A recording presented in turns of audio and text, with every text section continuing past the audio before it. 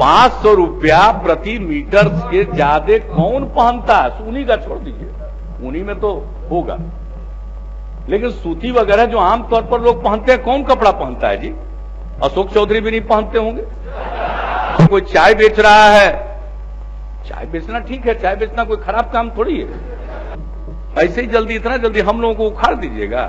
कोई आपके कृपा से थोड़ी आए हैं, जनता के कृपा से आए हैं। ऐसा लगा 4 दिन तो मत पूछिए, छाए हुए हैं, उखाड़िए देंगे हम लोग को। आज कहते हैं तिरंगा लहराएंगे, तिरंगा तो सब लहरा सकता है, तिरंगा लहराना कौन खास बात है? लेकिन वो तिरंगा बनाने में आपकी क्या भूमिका है महोदय? नमस्कार, मेरा नाम आलोक है, आप लाइव स्टीज देख रहे हैं। बिहार विधानसभा का मानसून सत्र शुरू होने वाला है, लेकिन नीतीश कुमार इन दिनों जो विपक्षी एकजुटता की मुहिम को मजबूती देने में जुटे हैं।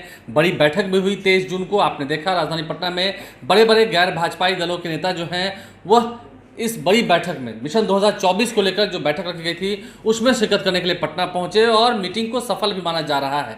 केंद्रीय गृह मंत्री अमित शाह भी पटना पहुंचे, लेकिन क्या आपको पुरानी बातें मालूम है? कैसे नीतीश कुमार उन दिनों में भी, जब महागठबंधन की सरकार थी, हम महागठबंधन पार्ट 1 की बात कर रहे हैं, 2016 की वीडियो हम आपको आज दिखाने जा रहे हैं, जब बिहार विधानसभा में नीतीश कुमार ने भी कहा था चाय बेचना तो अच्छी बात है, चाय बेचना बुरी बात तो है नहीं, बेचे चाहे ना बेचें, प्रचार तो हो ही रहा है। इसके अलावा जंगल राज पर भी जब बीजेपी बोलती है, उस दौरान नीतीश कुमार जवाब दिया करते थे सर्टिफिकेट की जरूरत नहीं है, और 500 रुपये मीटर वाला कपड़ा कौन पहना करते हैं आजकल?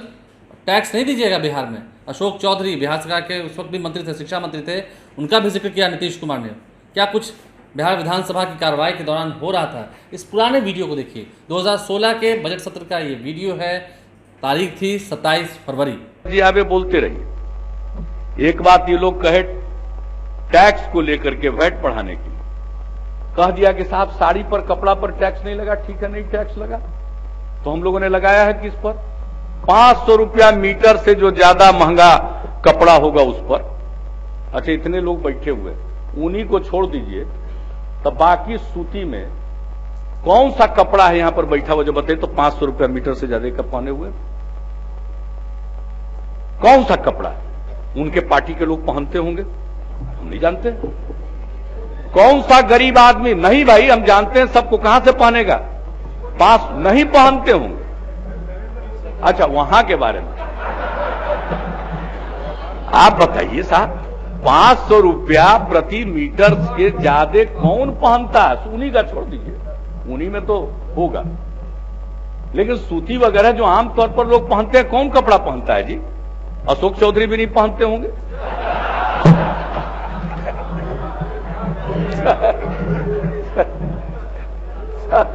बीजेपी का हमला तो कांग्रेस पर ही होता है ना। अब साड़ी 2000 रुपये से अधिक कीमत की साड़ी, अब बताइए सामान्य परिवार में 2000 रुपये से अधिक की साड़ी लोग कहां पहनती हैं महिलाएं? माने धनी परिवारों में भी हर हमेशा तो कोई 2000 रुपये से अधिक की साड़ी पहनता नहीं। अरे तो सेरेमोनियल है। 2000 रुपये से अधिक की साड़ी कौन पहनता है? अब 2000 रुपये से अधिक की साड़ी अगर पहनते हैं और उतना खर्च करने की शक्ति है तो थोड़ा बहुत राज्य सरकार के कोष में दीजिए। 2000 रुपया का साड़ी पहन सकते हैं और उस पर 5% का वैट नहीं दीजिएगा, ये कौन बड़ी बात हुई? ये तो कोई ज्यादा हुआ नहीं।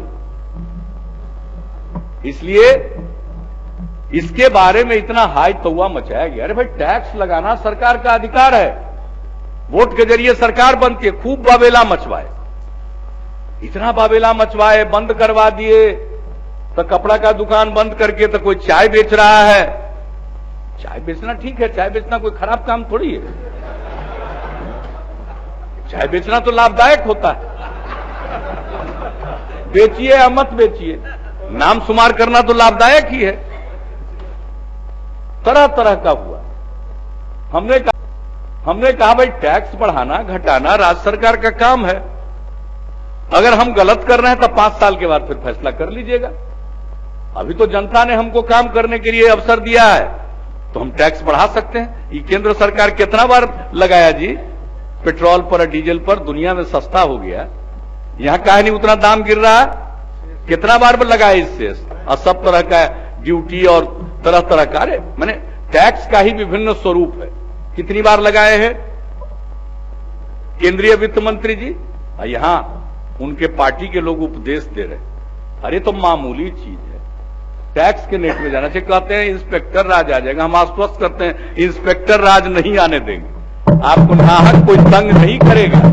लेकिन अरे भाई पैसा चाहिए सरकार को, सबके काम के लिए पैसा चाहिए। अब लोग भेजा है चैंबर्स ऑफ कॉमर्स के माध्यम से दरखास्त, कई लोग के चक्कर में पड़ के हंगामा कर रहे थे। शुरू में ना आकर के बताना चाहिए प्रेम से, वैकल्पिक कोई बात आपके मन में व्यवस्था है तो बैठ के बताना चाहिए, लगा कि 1 मिनट में कर देंगे। अरे ऐसे ही जल्दी, इतना जल्दी हम लोगों को उखाड़ दीजिएगा? कोई आपके कृपा से थोड़ी आए हैं, जनता की कृपा से आए हैं। ऐसा लगा 4 दिन तो मत पूछिए, छाए हुए हैं, उखाड़िए देंगे हम लोग को। तो इसलिए देखिए, किसी भी चीज के लिए, अब कहा कि मिठाई पर लग गया 500 रुपया किलो से ज्यादा का मिठाई। अच्छा, के वो आदमी कौन कौन आदमी खाता है 500 रुपया ज्यादा का मिठाई? कहा पर्व त्योहार में लड्डू महंगा, लड्डू 500 रुपये किलो मिलता है, 500 रुपया किलो लड्डू मिलता है, रसगुल्ला मिलता है, पेड़ा मिलता है, जिलेबी मिलता है, रसमलाई मिलता है। अरे भाई 500 रुपया किलो से ज्यादा तो वो मिठाई बिकता है जो सेरेमोनियल है। अरे भाई 500 रुपया मिठाई से ज्यादा कीमत का मिठाई डिब्बा में बंद करके किसी को उपहार दे रहे हैं तो उस पर थोड़ा टैक्स लग रहा है, तो काहे चिंता कर रहे हैं? उपहार दीजिएगा 800 रुपये किलो मिठाई का, 1 किलो ले जाके अपने प्रियजन को, उसमें थोड़ा सा टैक्स लग गया तो चिल्ला रहे। अरे भाई लड्डू पर, पेड़ा पर, रसगुल्ला पर नहीं ना मिठाई है जी, कहा सिंघाड़ा पर लगा दिए। कहां सिंघाड़ा पर लगाए हैं? बाजार में जो सिंघाड़ा छान छान के बेचते रहता है उस पर लगा है। अरे तो ब्रांडेड पर लगा है। कौन कौन ब्रांडेड कंपनियां आ गई है बताइए? नहीं, किसी का नाम हम क्यों लें, लेकिन ये जो ब्रांडेड कंपनियां हैं डिब्बा में बंद करके आपको सिंघाड़ा, उसको सिंघाड़ा बनाने में उतना पैसा खर्चा होता है जितना पैसा आपसे लेता है। तो मैंने ब्रांडेड कंपनी को पैसा देने की स्थिति में है और उस पर थोड़ा सा राज्य सरकार टैक्स लगा दे तो चिंता हो रही है। अरे पैसा है तब ना। ये कौन जो है, जो दुकान में लोग जो बनाते रहते हैं, हलवाई या दूसरे समाज के लोग भी जो दुकान चलाते हैं मिठाई का, समोसा का, उस पर कोई टैक्स लगा है? लेकिन ऐसा हंगामा किए जैसे लग रहा है कि हम लोग सब चीज पर टैक्स लगा दिए। अरे टैक्स का तो रेट बढ़ाना पड़ता है, ऐसा कोई चीज नहीं है जिससे आम जन को किसी प्रकार का असर पड़ा। जिनके पास धन संपत्ति है, कुछ पैसा है, वो टैक्स के रूप में स्पेयर कर सकते हैं। अगर बाजार में स्पेयर कर सकते हैं, थोड़ा पैसा सरकार के खजाने में तो स्पेयर कीजिए, और यही तो है। लेकिन इन सब क्यों नहीं आ गया था जो आज आ जाएगा? तो हर चीज को जंगल राज का हवाला देना, बड़ा जंगल राज बोलते हैं। आई पटियाला कोर्ट में जिस ढंग से हमला किया गया, पेशी के लिए ले जाया जा रहा था जेएनयू छात्र संघ के अध्यक्ष कन्हैया कुमार को, वो तो मंगल राज था ना। और उसका सारा वीडियो आया है जिसमें लोग खुलेआम बोल रहा है कि हम तो अंदर जाना चाहते हैं और उसके सेल में जाके पीटना चाहते हैं। सारी बात कही गई है, और यहां आकर के रोज रोज बोलेंगे। और क्राइम ग्राफ हमने पूरे बिहार में, हम उसकी चर्चा नहीं करना चाहते हैं। दिल्ली का लॉ एंड ऑर्डर और अपराध पर नियंत्रण का काम केंद्र सरकार का है, और अपराध के हर क्षेत्र में दिल्ली अव्वल है देश भर में। हम लोगों को उपदेश देंगे, इनके द्वारा शासित राज्यों से बहुत काफी बेहतर स्थिति है हर पैमाने पर। लेकिन इनका तो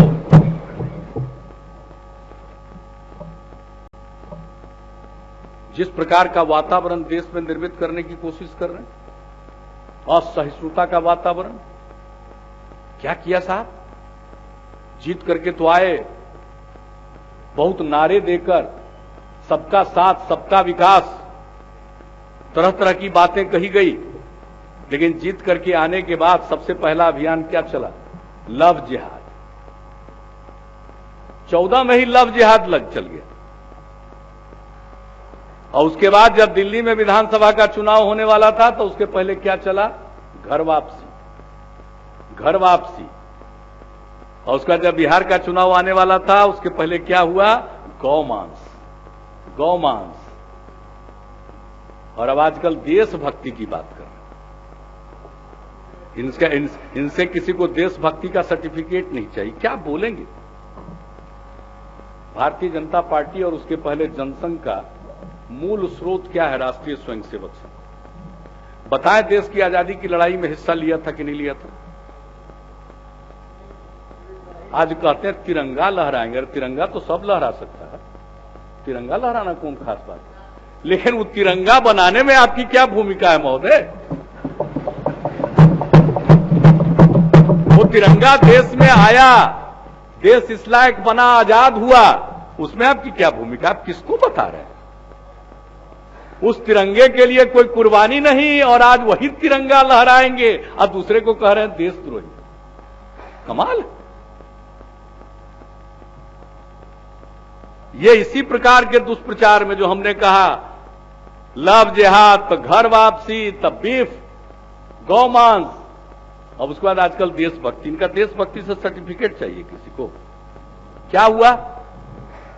हैदराबाद में माला चढ़ाते हैं अम्बेडकर जी को। आजकल रविदास जयंती बना रहे हैं। हम लोगों से भिड़ गए थे कर्पूरी जी का जयंती मनाने। हमने कहा हम ही को कह देते श्री कृष्ण मेमोरियल हॉल छोड़ देते, क्योंकि हमारे लिए तो बड़ी खुशी की बात है। जिन कर्पूरी ठाकुर जी की सरकार को जब उन्होंने राज्य में आरक्षण लागू किया था तब गिरवाने में महती भूमिका निभाई थी जिन लोगों ने, आज कर्पूरी जी की जयंती मना रहे थे। हमके बड़ा अच्छा हुआ। तो हृदय परिवर्तन हुआ, बड़ी बढ़िया बात है। कम से कम कर्पूरी जी को मानने को मजबूर तो हो गए। ये तो उनकी वैचारिक हार है। तो हमको तो बड़ी खुशी हुई भाई कि बड़ा अच्छा है, मनाइए। अम्बेडकर जी को माला चढ़ा रहे, रविदास जयंती मना रहे। हैदराबाद केंद्रीय विश्वविद्यालय में कौन है रोहित वेमुला, जिसको आत्महत्या करने के लिए मजबूर होना पड़ा?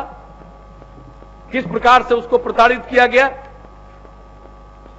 एक दलित छात्र को प्रताड़ित किया गया, प्रतिभाशाली छात्र को प्रताड़ित किया गया, उसको पढ़ने से रोका गया। और आप अम्बेडकर साहब के चित्र पर माल्यार्पण करते हैं। आप संविधान दिवस मनाइएगा और इसलिए मालूम हो जाएगा। तब भागवत जी जो आरएसएस के प्रमुख हैं, आदरणीय भागवत जी, चुनाव के पहले भी उन्होंने कहा था कि आरक्षण की समीक्षा होनी चाहिए। अब फिर कहा आरक्षण की समीक्षा होनी चाहिए।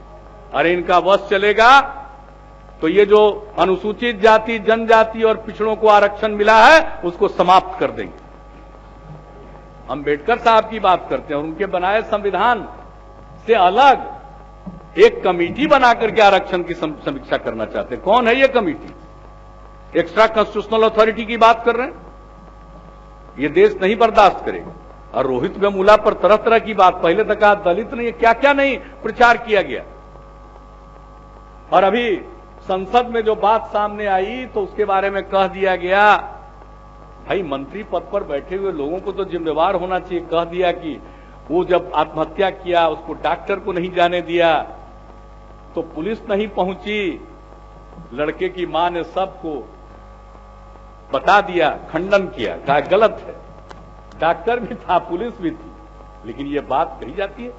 और जो इस तरह का भाषण दे उसकी प्रशंसा में प्रधानमंत्री जी लिखते बहुत अच्छा भाषण दिया। यानी सब बात असत्य का सहारा लेकर जो बात कही गई उसकी तारीफ की गई। एक एक चीज इनका झूठ आ रहा, एक एक चीज आ रहा। नीतीश कुमार के इस पूरे भाषण को हमने आपको दिखाया है, जो बातें उन्होंने रखी, बीजेपी पर कैसे कटाक्ष किया, उस दौर में भी कैसे कटाक्ष करते थे। रोहित वेमुला का भी जिक्र किया, जेएनयू के अध्यक्ष कन्हैया कुमार का भी जिक्र किया। हालांकि कन्हैया कुमार ने 2019 में चुनाव लड़ा, चुनाव वे हार भी गए और अब फिलहाल वो कांग्रेस के साथ हैं। लेकिन नीतीश कुमार का वो पुराना अंदाज, बीजेपी से दुश्मनी आज कोई नई थोड़ी है, 2013 से ही ये दुश्मनी शुरू हो गई थी। नीतीश कुमार की वो पुरानी बातें, पुराने भाषण वाले वीडियो जो काफ़ी चर्चा में रहते थे, वो हम आप तक पहुँचा रहे हैं। हमारे चैनल को सब्सक्राइब कर लें, साथ साथ फेसबुक पेज भी लाइक करें। धन्यवाद।